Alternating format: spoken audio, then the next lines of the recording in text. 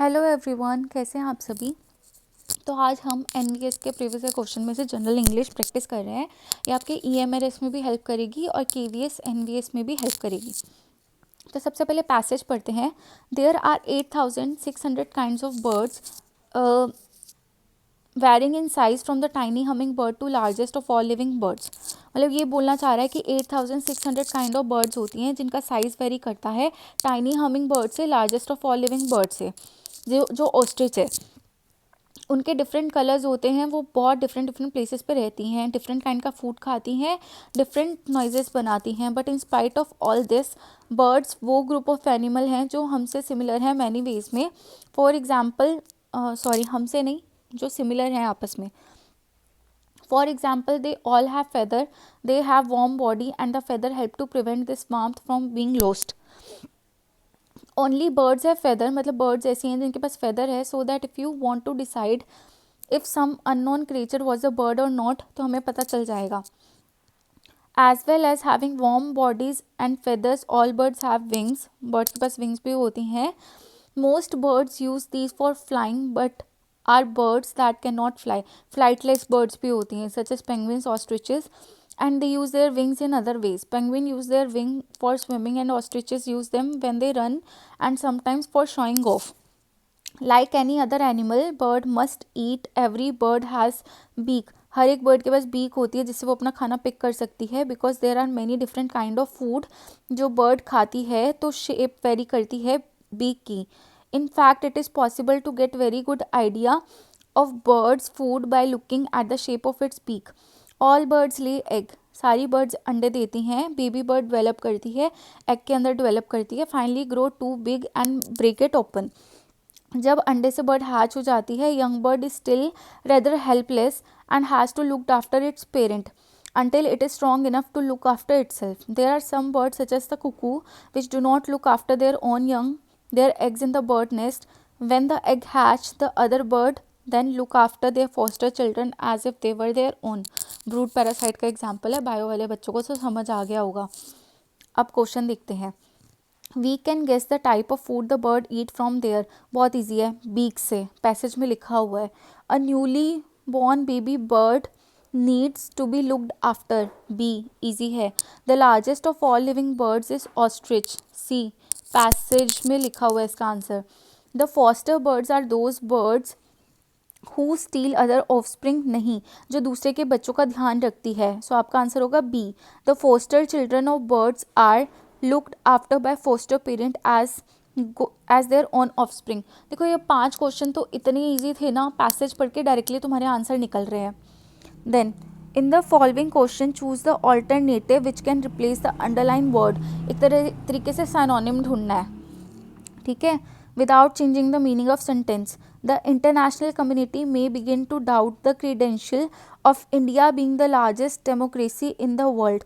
देखो, may begin to doubt, तो doubt की जहाँ बात है, शक की बात हो रही है, तो ट्रस्ट तो नहीं आएगा, क्लेम भी नहीं आएगा, principles. In the international community may begin to doubt the credentials of India being the largest democracy in the world.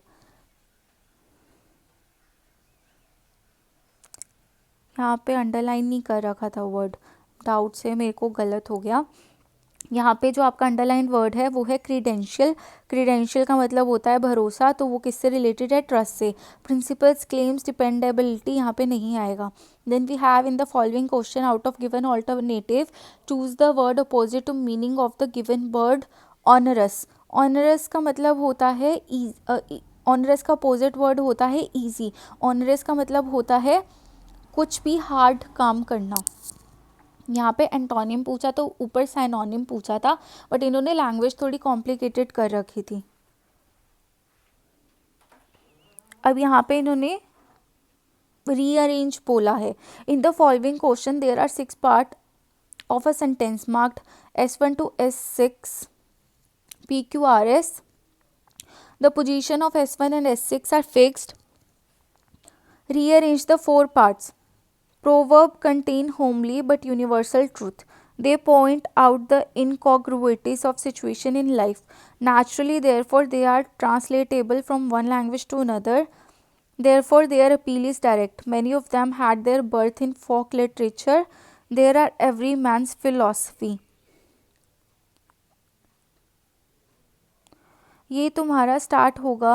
Many of them had their birth in folk literature. Then we have they point out the incongruity of situation in life.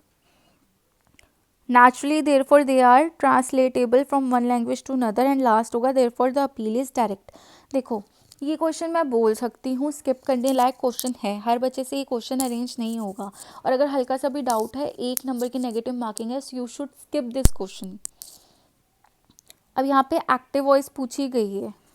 In the following question a sentence has been given in active voice. Active voice में दिया हुआ है, उसको हमें passive voice में change करना है. ठीक है, तो क्वेश्चन क्या है, you must look into this matter. तो हम ऑब्जेक्ट को आगे ले जाएंगे, है ना. तो दिस मैटर हमारा ऑब्जेक्ट है, यू को हम चेंज कर देंगे, और अगर सारे ऑप्शंस में यू दिया हुआ है तो यू ही रखेंगे. दिस मैटर से देखो सारे ही स्टार्ट हैं और एंड यू से है. अब हमें बीच वाली टर्म देखनी है, you must look into this matter. देखो ये फ्यूचर की बात नहीं कर रहा, तो फ्यूचर से रिलेटेड कुछ भी नहीं होगा, तो इसका आंसर होगा this matter must be looked into bye you. ठीक है, मे नहीं, हम वहाँ पे जोर दे रहे हैं, तो मे नहीं आएगा. मे जो है वो होता है कि दे भी सकते हो, नहीं भी दे सकते हो. मोडाल नहीं आएगा, कैन भी नहीं आएगा, हैज़ बीन भी नहीं आएगा, तो आपका आंसर होगा B. In the following question, there is short conversation between two person, a part of which has been omitted. Phillips दे रखा है मतलब. Choose the alternative which correctly complete the conversation.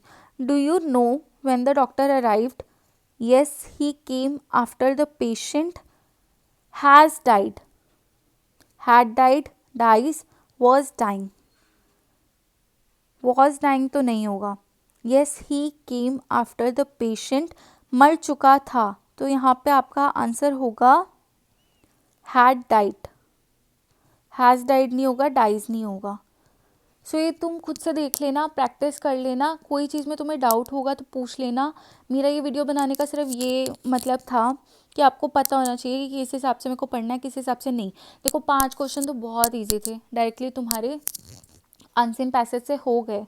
5 में से जो 5 थे उसमें देखो जो सीक्वेंस था वो वाला क्वेश्चन मैं टफ बोल सकती हूँ, अदरवाइज बाकी 4 क्वेश्चन करने लायक थे.